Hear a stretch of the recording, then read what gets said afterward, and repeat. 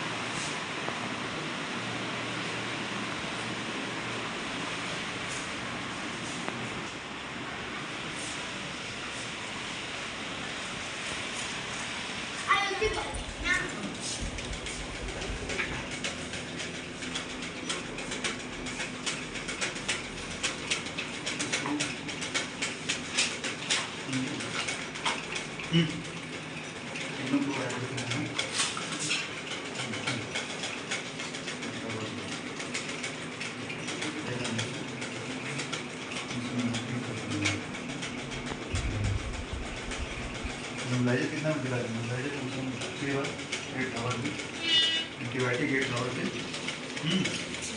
और oxygen situation देखते रहना क्या होता है।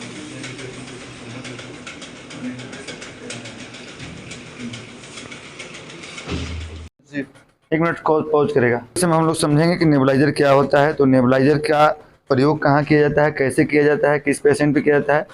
तो नेबुलाइजर एक छोटी सी मशीन होती है जिसका मुख्य काम क्या है कि जब किसी का चेस्ट में कंजेशन हो, चेस्ट में घरघराहट के एहसास हो, चेस्ट में हम लोग जानते हैं मैंने छाती, लंग्स में क्या होता है, लंग्स में होता है ब्रोंकस ब्रोंकियोलस ब्रोंकाई एल्वोलाई होता है।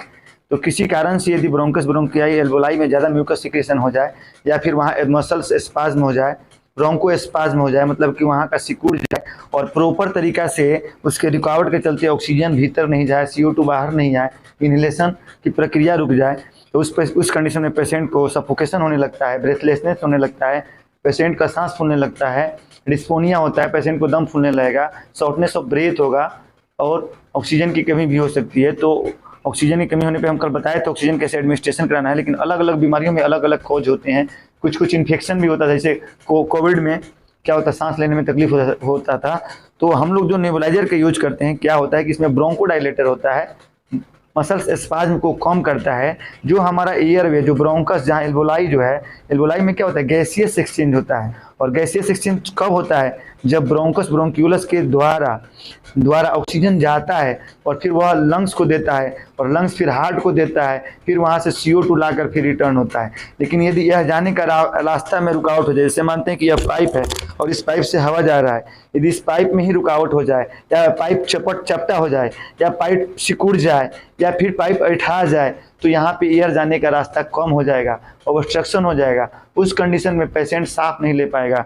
तो यह क्या करता है, जो नेबुलाइजर एक मशीन बनाया गया, जो महंगा मशीन नहीं होता है, सस्ता मशीन है। इन्हेलर और नेबुलाइजर में अंतर अलग अलग है, उसको हम अगले वीडियो में बताएंगे इन्हेलर के बारे में।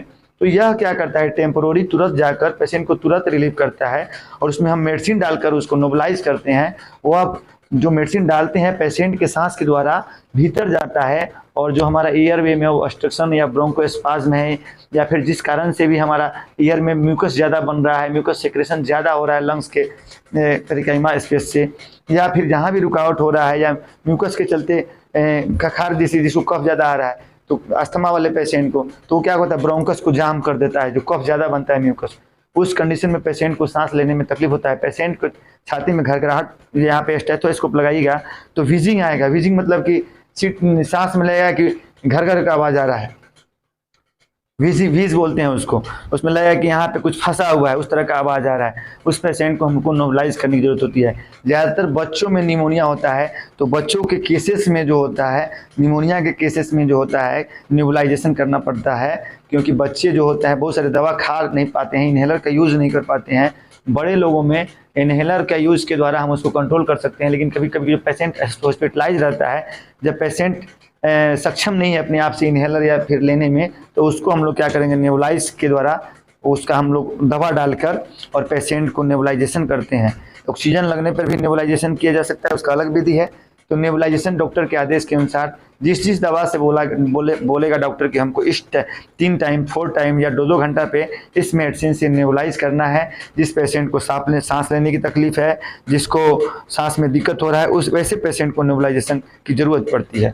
अब हम लोग नेबुलाइजेशन थेरेपी समझ गए कहाँ ज़रूरत पड़ती है, किस किस कंडीशन में होगा। तो चेस्ट में टाइटनेस होगा, ब्रोंकोस्पाज्म होगा, वही बोले ना स्पाज्म मतलब सिकुड़ जाना, excess and thick mucus secretion, बहुत ज़्यादा मात्रा में म्यूकस का सेक्रेशन होगा। रिस्पिरेटरी कंजेशन, रिस्पिरेशन में जाम के चलते उसको सांस लेने में तकलीफ होगा। ईयर वे क्या होगा, सिकुड़ जाएगा। कंजेशन मतलब रुकावट हो जाएगा। निमोनिया, चेस्ट इन्फेक्शन है या bacterial pneumonia, viral pneumonia. Pneumonia एक इन्फेक्शन होता है जो बैक्टीरियल भी होता है, वायरल भी होता है।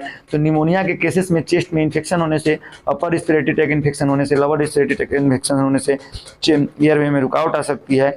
एटेलोस्कोसिस बीमारी होता है। और अस्थमा वाले पेशेंट में, किसी को अस्थमा का अटैक आया हुआ है तो अस्थमा वाले पेशेंट में क्या होता है, सांस लेने में तकलीफ होता है। पेशेंट कहेगा कि हमको सब मेरा सांस फूल रहा है, लग रहा है ऊपर का सांस ऊपर टंगा गया, नीचे का सांस नीचे टंगा गया, वह अनईजी फील होगा। उस कंडीशन में हम लोग इसका यूज करते हैं। तो अब हम लोग क्या करेंगे, किस किस पेशेंट को नहीं देंगे। यदि कोई पेशेंट को अनस्टेबल और इंक्रीज ब्लड प्रेशर है, किसी पेशेंट को कार्डिक इरेबिलिटी है, किसी पेशेंट को ट्रैकीकार्डिया है, तो इस पेशेंट को हम लोग नहीं देंगे। अब देखिए क्या करना है कि किसी नेबुलाइजर देते समय हम लोग क्या करना है, पेशेंट को उस प्रोसेस के, अगर पेशेंट होश में है तो उस प्रोसेस को बताना है, क्योंकि ये पेनलेस ट्रीटमेंट है या इजी ट्रीटमेंट है। और इसके द्वारा हम लोग पेशेंट को क्या करते हैं कि देकर उसके जो बीमारी जो होता है उसको हम लोग रिलीफ दे सकते हैं। तो नेबुलाइजर में जो यूज होता है वह सामान हम लोग, नेबुलाइजर एक छोटी सी मशीन होती है। इस मशीन में क्या होता है, एक पीछे जो बिजली का वायर निकला होता है, जो स्विच होता है, जिसको हम लोग इलेक्ट्रिक में लगाते हैं। लगाओ इसको, इलेक्ट्रिक में लगाएंगे। और फिर क्या होता है, यहाँ पे एक ऑन ऑफ बटन होता है और यहाँ पे एयर फिल्टर होता है। तो एयर फिल्टर क्या करता है कि इसके भीतर का जो एयर ऑक्सीजन गैस को निकालता है। और यहाँ पे एक ट्यूब होता है, कनेक्टिंग ट्यूब लगा रहता है। और यहाँ पे मेडिसिन डालने के लिए यहाँ पे एक इंक्यूबेटर का जो होता है, इसमें मेडिसिन हम लोग डाल के करते हैं। जैसे कि मानते हैं कोई डॉक्टर हमको लिया एस्थालिन मेडिसिन हमको देना है, एस्थालिन मेडिसिन लिख दिया, एस्थालिन मेडिसिन हम इसमें डाल दिए 5 ml 10 ml जितना रिक्वायरमेंट है। और इसके बाद हमको इसमें डिस्टिल वाटर भी थोड़ा डाल लेना है, डिस्टिल वाटर थोड़ा सा डाल लिए। और उसके बाद हम क्या करेंगे, पेशेंट को सेमी फॉलोअर पोजीशन में, जिस पोजीशन में कंफर्ट होता है ज़्यादा करेंगे, सेमी फॉलोअर पोजीशन उठा के। अब मास्क है तो थोड़ा देर के लिए हम नोजो, अगर इसको ऑक्सीजन चढ़ रहा है तो हम लोग फिर या तो दूसरे रास्ता से ऑक्सीजन देंगे और इसको मास्क ला के इसको कुछ देर के लिए नॉर्मलाइज करेंगे। नॉर्मलाइज करते समय हमेशा इस बात का ध्यान रखेंगे, यदि पेशेंट को सफोकेशन हो रहा है, पेशेंट का हार्ट रेट बढ़ रहा है, पेशेंट अनईजी फील हो रहा है, तो उस समय के लिए नॉर्मलाइजेशन रोक देंगे। सांस लेने वाले पेशेंट में नॉर्मलाइजेशन ज़बरदस्ती, अगर उसको ऑक्सीजन लेवल कम है, ज़्यादा प्रॉब्लम है, तो उस समय हमको ज़बरदस्ती करके नेबुलाइजेशन नहीं देना है, इस बात का प्रिकॉशन रखना है। तो इसमें हम लोग क्या है कि वहीं से जैसे हम लोग मास्क लगाते हैं वैसे ही पेशेंट को हम लोग ऐसे इसमें हम लोग लगा देंगे। और इसको हम लोग, बड़ा वाला क्यों नहीं लगा रही,